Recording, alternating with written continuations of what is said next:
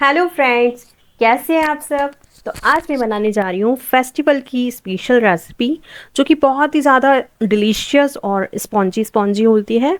यानी कि मैं बनाने जा रही हूँ गुलाब जामुन रेसिपी। तो यहाँ पर देखिए मैंने आधा किलो दूध लिया है और इस तरह से इसे बर्तन में डाल दिया है उबाली लेने के लिए और इसे गैस पे चढ़ा दिया है। अब यहाँ पर जब तक दूध में उबाली आ रही है तब तक मैं चाशनी बना लेती हूँ। तो यहाँ पर मैंने चाशनी बनाने के लिए कढ़ाई ली है और उसमें 2 कटोरी इस तरह से शक्कर डाल दी है। जितनी शक्कर ली है उतना ही पानी लिया है। लगभग 750 ग्राम शक्कर ली है ये। और यहाँ पर इसे कलछी से इस तरह से चला लिया है। अब यहाँ पर कुछ केसर के लच्छे डाल देंगे।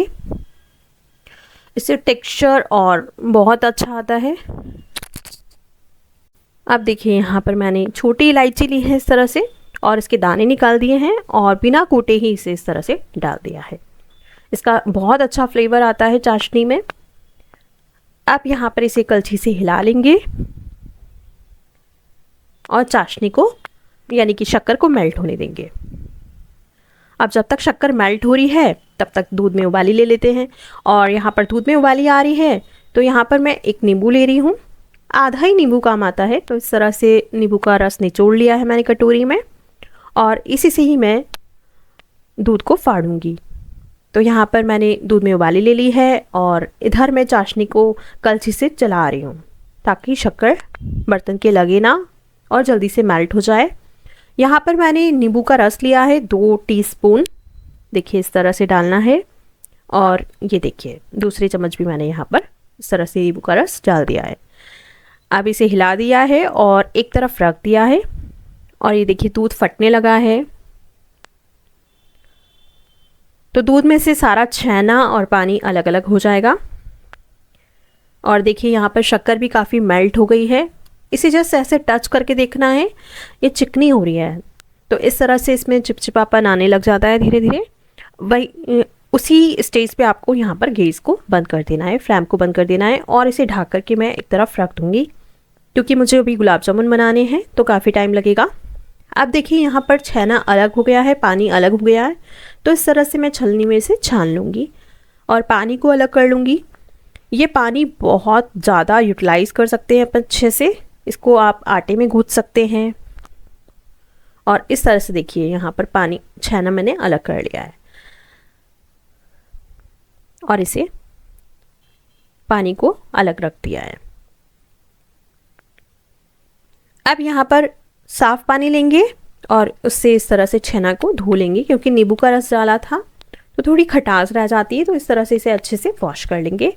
और यहाँ पर जितना भी पनीर में पानी है उसको इस तरह से दबा दबा करके और या फिर आप एक कोई मलमल का कपड़ा ले सकते हैं और उसमें इस छेने को टांग के रख सकते हैं क्योंकि हमें गुलाब जामुन में एकदम बिना मॉइस्चर का पनीर चाहिए होगा, छेना चाहिए होगा क्योंकि ज़्यादा गीला नहीं होना चाहिए पनीर। तो इस तरह से इतना पनीर यहाँ से निकला है यानी कि छेना निकला है।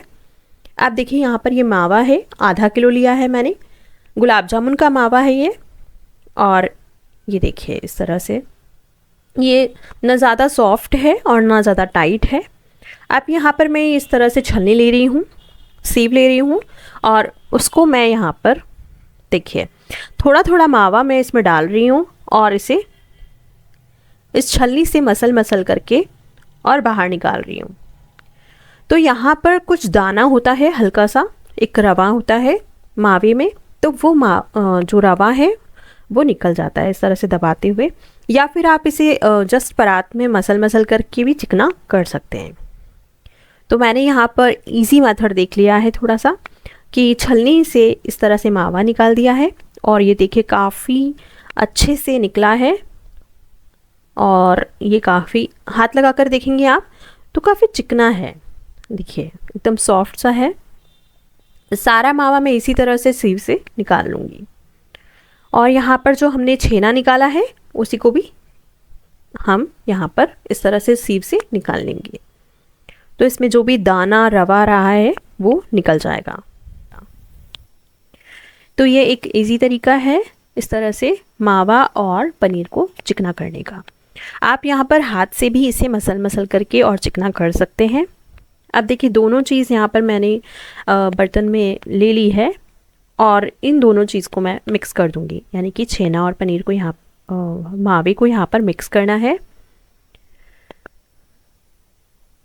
और यहाँ पर हम मैदा लेंगे। अभी देखिए मैंने इन दोनों को मिक्स कर दिया है। कितना आसान हो गया है ये, इस तरह से चिकना हो गया है, वरना इस तरह से हाथ से चलाना होता है काफ़ी देर तक, तब जा कर के ये अच्छे से चिकना होता है। अब यहाँ पर मैदा डालेंगे। तो यहाँ पर मैं मैदा थोड़ी थोड़ी डाल रही हूँ, जैसे कि मैंने यहाँ पर 1 चम्मच, फिर अगेन 1 चम्मच डाली है, और यहाँ पर साथ में मैं बेकिंग सोडा डाल रही हूँ। इस तरह से यहाँ पर मैंने बिल्कुल पिंच सोडा डाला है, या फिर यहाँ पर 1/4 से भी थोड़ा सा कम सोडा डाला है। तो इस तरह से यहाँ पर मिक्स कर लेंगे सारी चीज़ों को, और इस तरह से मसल करके इसे चलाते जाएंगे। बिल्कुल सॉफ्ट हाथों से इसे चलाना है, ज़्यादा दम लगाते हुए इसे नहीं चलाना है। फिर चलाने के बाद यहाँ पर फिर से मैदा डाल रही हूँ 2 चम्मच। तो इस तरह से थोड़ी थोड़ी मैदा डालते हैं, तो इसमें जो कंसिस्टेंसी हमें जितनी चाहिए उतनी पता लग जाती है। तो इस तरह से मैंने अगेन 2-2 चम्मच करके मैं यहाँ पर मैदा डाल रही हूँ। तो अब तक मैंने 6 चम्मच मैदा डाल दी है, और ये देखिए फिर से मैंने 1 चम्मच मैदा डाली है, और फिर से 1 चम्मच मैदा डाली है। इस तरह से 8 चम्मच मैदा अभी तक मैं डाल चुकी हूँ। इसे फिर से मिक्स करेंगे। अब देखिए परात छोड़ रहा है ये बैटर, तो देखिए इस तरह से हमें मसलना है।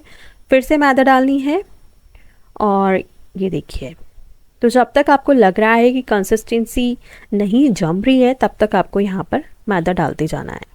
तो अब तक 11 चम्मच मैदा मैं डाल चुकी हूँ। और यहाँ पर आप कॉर्नफ्लोर भी यूज़ ले सकते हैं अगर आपको मैदा नहीं डालनी है तो। और इस तरह से मैं मैदा डालती जा रही हूँ, और यहाँ पर इसे मसलती जा रही हूँ बैटर को। ये देखिए इस तरह से इकट्ठा कर लेंगे, और देख लेंगे अभी भी रिक्वायरमेंट है मैदा की।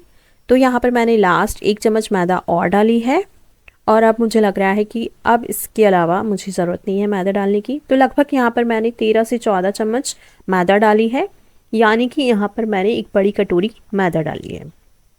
इतनी मैदा यहाँ पर मैंने डाली है। आपका छेने का जो मॉइस्चर है उसे अच्छे से निकालना होता है यहाँ पर, ताकि हमें यहाँ पर कम मैदा डालने की ज़रूरत लगे।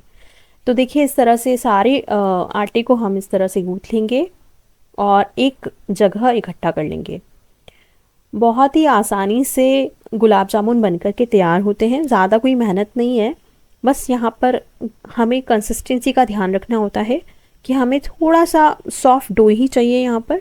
और साइड्स में जो देखो ये मावा लग रहा है, तो यहाँ पर बिल्कुल थोड़ा सा मैंने यहाँ सूखा आटा डाला है, सूखा मैदा डाला है, और इस तरह से सारी जो मावा है और पनीर है उसको एक तरफ कर लिया है, एक जगह कर लिया है इकट्ठा।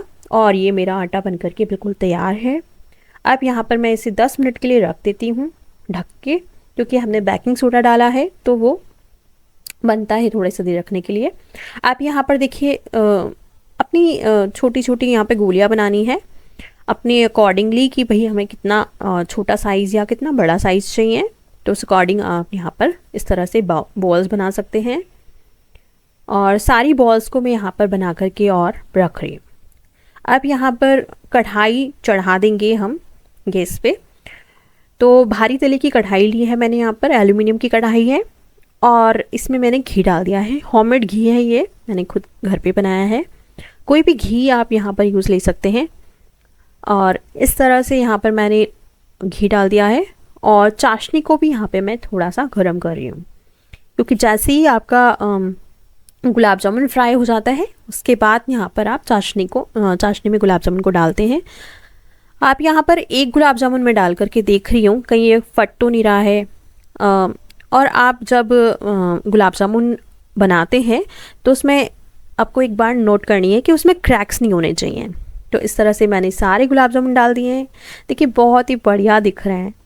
और इसकी जो एक गुलाब जामुन डाला था ये गोल्डन कलर का हो गया है।